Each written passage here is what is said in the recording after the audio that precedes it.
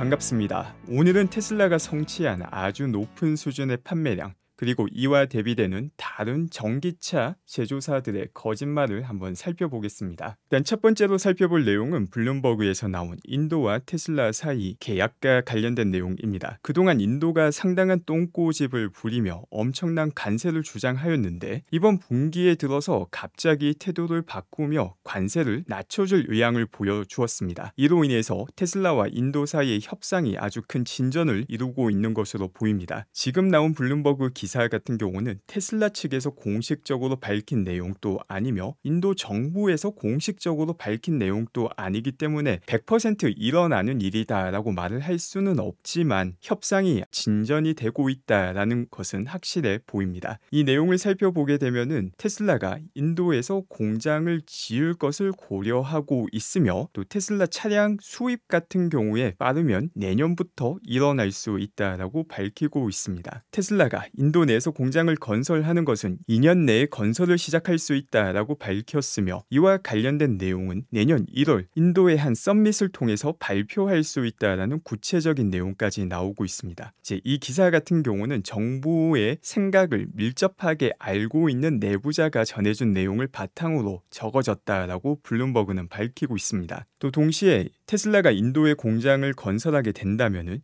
최소 투자 비용은 2빌리언 달러로 밝히고 있습니다. 일단 이 투자 비용 같은 경우도 보통은 5빌리언 달러로 테슬라의 기가 팩토리가 시작한다라는 점을 고려하면은 훨씬 더 낮은 수치라는 점이 상당히 인상적이기도 합니다. 이렇게 공장 건설을 시작하고 나면은 자동차 부품과 관련된 판매가 15빌리언 달러까지 인도 측에서는 일어날 수 있다라고 평가를 하였으며 동시에 자동차 제조뿐만 아니라 배터리 제조까지 인도에서 진행될 수 있다라고 밝히고 있습니다. 다만 아직까지 최종적인 결정이 만들어진 것은 아니지만 역시 좋은 진전이 일어나고 있다는 것은 확실해 보입니다. 이렇게 인도가 중요한 이유는 인건비도 상당한 영향력이 있습니다. 지금 보시는 게 국가별 인건비를 나타내고 있는 자료입니다. 미국 같은 경우를 120을 기준으로 다른 국가들을 보게 된다면 독일 같은 경우도 오히려 더 높은 123의 수준입니다. 그런데 중국 같은 경우는 거의 반에 가까운 68.4라는 인건비 지수를 보여주며 다른 국가보다 인건비가 훨씬 낮음을 알 수 있고 이를 통해서 테슬라 차이나가 낮은 비용의 차량을 높은 효율성으로 잘 뽑아내고 있는지를 설명해주는 지표 중 하나이기도 합니다. 그럼 인도의 인건비는 얼마인가? 한 달에 미국 달러로 65달러가 최저 인건비가 됩니다. 물론 최저 인건비보다 더 높은 임금을 지불할 가능성이 높지만 여전히 아주 낮은 수준의 임금을 가진 국가다라는 것을 볼 수 있고 이를 바탕으로 테슬라가 제조업에서 경쟁 우위를 갖출 수 있는 장점을 제공해 줄 수 있는 국가다라는 것도 볼 수 있습니다. 이렇게 인도에서 테슬라와 진전 소식이 나온과 동시에 인도네시아에서도 소식이 나오게 됩니다. 인도네시아는 테슬라가 투자를 멈춘 것이 아니다. 잠깐 지연한 것일 뿐이다 라고 입장을 밝히게 되었습니다. 그런데 이와 상반되는 뉴스도 나오게 되었습니다. 포드 같은 경우는 기존에 투자하기로 했던 곳에 투자 금액마저 줄이고 있다라는 소식이 나왔습니다. 미시간의 배터리 공장에 투자하기로 한 금액도 줄이기로 결정을 하였으며 그 밖에 전기차와 관련된 투자 금액 12빌리언 달러 중 상당 부분을 아예 삭제하거나 지연하거나 줄이는 행보를 계속해서 보여주고 있습니다. 이런 결정을 한 배경으로 전기차와 관련된 소비자의 전환이 둔화되었다 라는 설명을 합니다. 그런데 이런 주장을 그대로 받아들일 게 아니라 정말 이게 맞는 말인가 사실관계를 해보게 된다면 또 재미난 내용을 파악할 수 있게 됩니다. 지금 보시는 자료가 전 세계에서 전기차 판매량이 얼마나 많이 이루어졌는지를 연도별로 그리고 월별로 나타내고 있습니다. 2023년 역시 작년과 비교해보면 매년 많을 때는 100% 보통 50에서 40%씩 계속해서 전기차 판매량이 증가하고 있습니다. 2023년이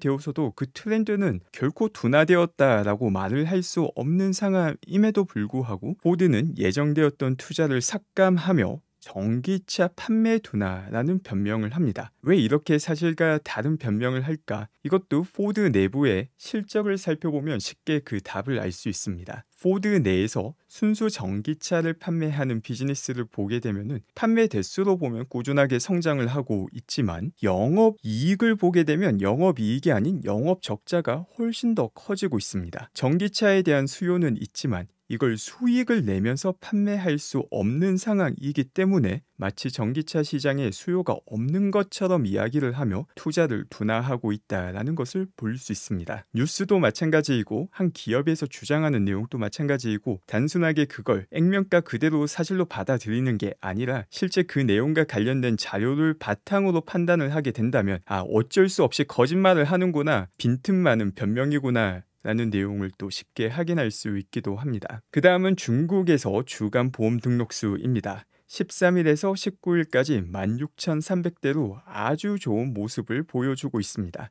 이 내용을 과거와 비교해 보게 된다면 최고의 수치를 기록했던 게 18,712대인데 이 수치에 아주 가파르게 접근해 나가고 있다는 것도 확인할 수 있습니다. 다음 주 같은 경우 역대 최고 주간 판매량을 기록할 가능성이 분명 있는 주임도 확인할 수 있고 다른 분기와 비교했을 때도 주간 중국 보험 등록수가 가파르게 올라가고 있음을 확인할 수 있습니다. 분기 누적 판매량으로 확인한다 하여도 다음 주면 다시 역대 최고 분기 누적 판매량을 기록할 가능성이 아주 높은 상황입니다. 이런 높은 주간 보험 등록수를 기록함과 동시에 또 유럽으로 상당히 많은 하이랜드를 수출하고 있는 모습도 목격이 되었습니다. 수천 대의 모델 3 하이랜드를 유럽으로 수출했음에도 불구하고 이런 높은 기록을 세웠다라는 것 역시 상당히 고무적인 내용입니다. 또 이번 중국 주간 보험 등록수를 모델 3와 모델 Y로 나뉘어서 볼 때 모델 3 같은 경우 크게 증가하지 않았는데 모델 Y의 판매량이 아주 크게 증가했음을 볼 수 있습니다. 모델 3의 판매량이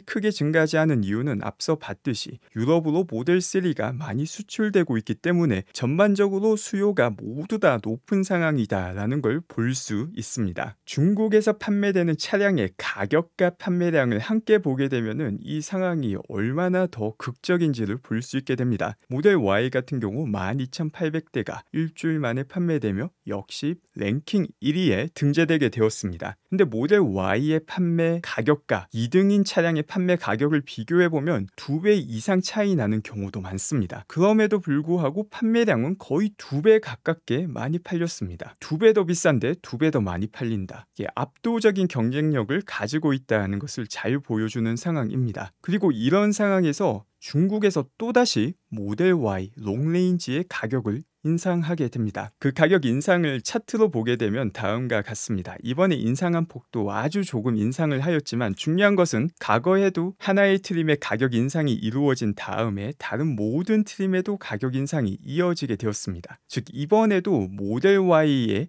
다른 트림에도 곧 가격 인상이 진행될 가능성이 높으며 테슬라의 가격이 내려가길 기다리고 있던 분들은 지금이라도 사야지 더 비싼 가격에 사지 않는다라는 시그널을 확실하게 보내고 있는 것입니다. 이렇게 조금씩 가격을 올리는 게 판매량이 낮은 상황에서 올리는 것이라면 충분히 기다릴만 하겠지만 지금 테슬라의 판매량이 아주 높게 올라가고 있는 상황이기에 그동안 간을 보고 있던 중국 분들은 더 이상 기다리지 않고 모델 Y를 구매할 확률이 아주 높아 보입니다. 네, 어제도 무제한 슈퍼차징 양도 프로그램이 연말에 진행이 된다라는 소식을 전해드렸는데 이 프로그램이 한국에서도 진행된다라는 소식을 테슬라 차님께서 오늘 공유해 주셨습니다. 역시 다양한 국가에서 테슬라가 연말 판매량을 높이기 위한 프로그램을 진행하고 있음을 볼 수 있습니다. 그리고 다가오는 11월 30일 사이버트럭 딜리버리 이벤트에 앞서서 중국에서는 28일 다시 한 번 더 엑스포에 테슬라가 참여를 하게 됩니다. 이번에 진행되는 엑스포는 중국 국제 공급망 엑스포인데 지금까지 모든 것들이 계획대로 너무나 잘 진행되고 있는 상황입니다. 성공적인 스타쉽 두 번째 발사 테스트가 진행이 되었고 테슬라 사이버트럭 딜리버리 이벤트에 앞서서 다양한 이벤트에 참여하며 테슬라 노출 면적을 늘려나가고 있습니다. 그리고 어제 전해드렸던 흥미로운 내용 중 하나가 매뉴얼이 다양한 국가에서 업데이트되며 FSD 베타가 추가되었다라는 소식을 전해드렸습니다. 그런데 오늘 새롭게 나온 소식에 의하면 FSD 베타와 관련된 매뉴얼이 삭제되었다라는 소식이 나왔습니다. 다만 중요한 것은 FSD 베타 매뉴얼을 다양한 국가에서 먼저 준비한 상황이다라는 것 자체가 FSD 베타를 다양한 국가로 확대할 계획을 진행시키고 있다라는 것을 의미하기 때문에 이 삭제로 너무 큰 의미를 둘 필요는 없다라고 봅니다. 특히 중국 같은 경우는 FSD 베타가 빠르면 올해 말, 늦어도 내년 상반기에 진행될 가능성이 아주 높은 상황입니다.